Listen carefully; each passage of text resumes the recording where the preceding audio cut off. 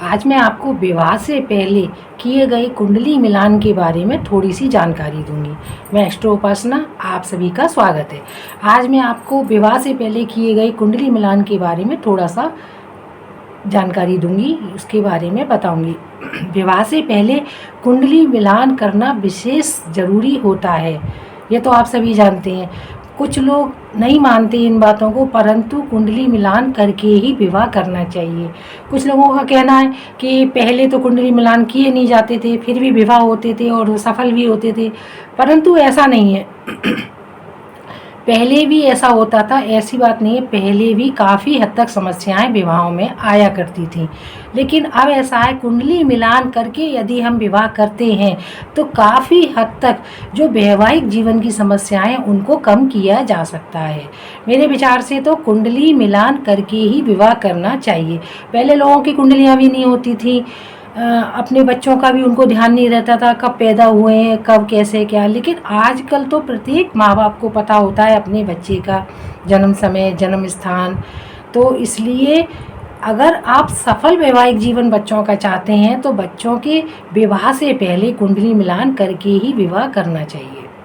कुंडली मिलान के अंतर्गत एक अष्टकूट मिलान होता है, वो किया जाता है। लेकिन अष्टकूट मिलान में 8 मिलानों को मिलाया जाता है। 8 मिलान यदि आपके नहीं मिलते हैं तो कुंडली मिलान में यदि आपके 5 मिलान भी मिलते हैं तो आपको विवाह कर लेना चाहिए। तो विवाह के बाद समस्याएं काफ़ी हद तक कम आती हैं। 5 मिलान तो मिलने ही चाहिए, तभी विवाह का मतलब सही रहता है। पहला है नाड़ी दोष। लड़का और लड़की का नाड़ी एक नहीं होनी चाहिए। इससे संतान के बारे में देखा जाता है और स्वास्थ्य के बारे में देखा जाता है। नाड़ी दोष से संतान और स्वास्थ्य के बारे में देखा जाता है, उस पर क्या प्रभाव पड़ेगा। दोनों की नाड़ियाँ अलग होनी चाहिए। अगर जैसे नाड़ियाँ एक हैं और गुरु बृहस्पति बहुत अच्छी अवस्था में है तो एक हद तक सोच विचारी करी जा सकती है कि नाड़ी एक पे विवाह कर सकते हैं। अब आता है दूसरा, मंगल दोष। 8 जो मिलान हैं उनमें से ये 5 मिलान हैं। पहला है नाड़ी दोष, दूसरा है मंगल दोष। तो मंगल दोष में क्या होता है कि मंगल दोष का तो विशेष ध्यान रखना चाहिए। एक पक्ष मंगली और दूसरा पक्ष मंगली नहीं है तो विवाह बिल्कुल सर्वोत्तम नहीं है। विवाह कदापि ना करें, कोशिश ये करें कि ना करें।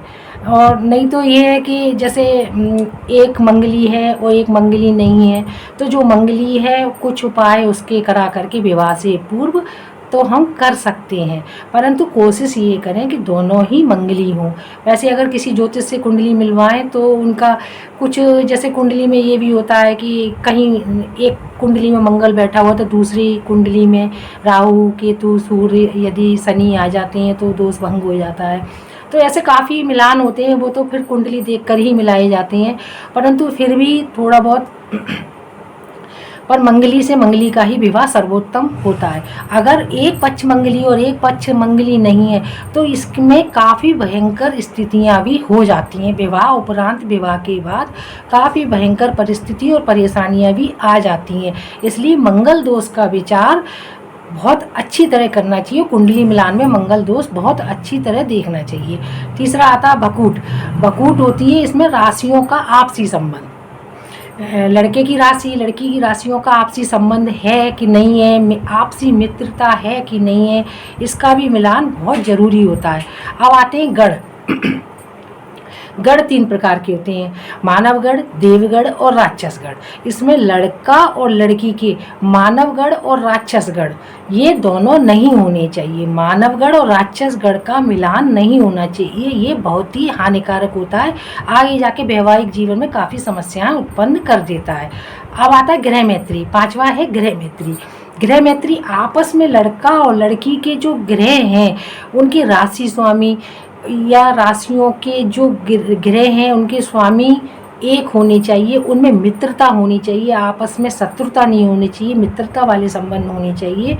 तो ये इसको भी देखने का सबसे महत्वपूर्ण, राशियों में मित्रता अवश्य होनी चाहिए, ये भी देखा जाता है कुंडली मिलान के समय। इसलिए ये 5 कुंडली मिलान, 5 अष्टकूट मिल 8 मिलानों में से 5 मिलानों का मिलना बहुत ज़रूरी होता है और ये मिलान करा कर ही विवाह करना चाहिए, तभी विवाह सफल वैवाहिक जीवन आगे चलता है। अगर इन मिलानों में कहीं कोई गड़बड़ी है तो आगे विवाह के बाद उपरांत बहुत दिक्कतें आती हैं और बहुत परेशानियां आती हैं।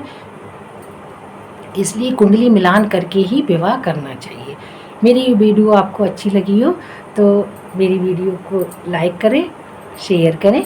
जय श्री राधे कृष्ण।